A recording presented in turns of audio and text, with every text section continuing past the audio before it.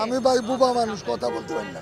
Camera দেখেই পালানোর চেষ্টা, নতুন নোট বিক্রির প্রশ্নে মুখ খুলতে নারাজ বিক্রেতারা। মতিঝিল আর গুলিস্তানের চিত্র এটি, মুখ বন্ধ তবে ব্যবসা কিন্তু জমজমাট। এবারের ঈদে বাংলাদেশ ব্যাংক নতুন নোট না ছাড়ার ঘোষণা দিলেও মতিঝিলে কেন্দ্রীয় ব্যাংকের নিচেই চলছে নতুন নোটের কারবার।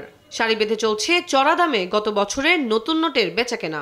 ব্যাংক টাকা ছাড়া নেই, ও ছবি করে আমরা বেশি দামে কিনতেছি, বেশি দাম বেচতেছি। অন্যান্য বছর আমরা ঈদে 200 টাকা 250 টাকা সর্বোচ্চ 300 টাকা বিক্রি করছি, আর এইবার এখন আমাদের বান্ডিল বিক্রি হইতেছে 600 টাকা 700 টাকা। ব্যাংক টাকা না দেওয়াতে দাম বেশি বিক্রি করতে হচ্ছে আমাদের। এসব বিক্রেতারা 5 টাকার বান্ডেল 150 টাকা থেকে 200 টাকা, 10, 20 ও 50 থেকে 200 টাকার প্রতিটি বান্ডেলে বেশি নিচ্ছেন 450 টাকা থেকে 750 টাকা পর্যন্ত। একই চিত্র 500 ও 1000 টাকার বান্ডেলেও। গত সপ্তাহে শুনে গেছি 20-600, আর এই সপ্তাহে শুনলাম যে 20-700। 20 টাকার বান্ডিল আপনার 750 টাকা এক্সট্রা, 10 টাকার বান্ডিল আপনার 650 টাকা এক্সট্রা দিতে হয় তাদের। তবে প্রশ্ন হলো এত নতুন নোট তাদের কাছে এলো কোথা থেকে? কোনো না কোনো মাধ্যমে এখানে আসছে, কোনো না কোনো কর্তৃপক্ষ তাদেরকে হেল্প করতেছে, যার জন্য তারা রাস্তায় নিয়ে বসতে পারতেছে। পাবলিকে নিয়ে রাখছে, ব্যাংকের আরো কর্মকর্তারা নিয়ে রাখছে, বিভিন্ন লোক নিয়ে যায়। আমরা কে স্টাফ, কে ব্যাংকের লোক, কে পাবলিক, আমরা তা তো জানি না। আমরা টাকা পাই, কিনে রাখি। আমরা ব্যাংকে গেলে পাই না, ওরা ব্যাংকে পাই না, ওরা পায়। ওকে গাড়ি বলে থাকে। ঈদ সামনে রেখে ব্যাংক থেকে নতুন নোট না পেয়ে বাধ্য হয়েই বেশি টাকা দিয়ে এসব নোট কিনছেন বলে জানান ক্রেতারা। তবে বাংলাদেশ ব্যাংকের বাইরে বসে সিন্ডিকেটের এমন দাপটের সাথে নোট বাণিজ্য আর জনভোগান্তিতে ব্যাংকের কর্মকর্তাদেরকেই দুষছেন তারা।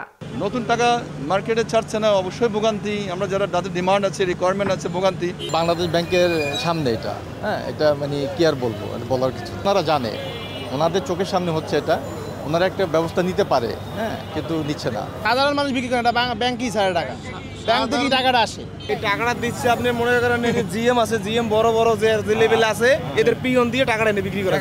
বরাবর তো দেখি যে টাকা বান্ডিল দিয়া ব্যাগ করে দেওয়া যায়। বাংলাদেশ ব্যাংক বাংলাদেশের সবচেয়ে শ্রেষ্ঠ ব্যাংক, সেখানে গেলে সবাই সহযোগিতা পাবে। কিন্তু সহযোগিতা নামে তো কোনো সহযোগিতাই পাচ্ছি না।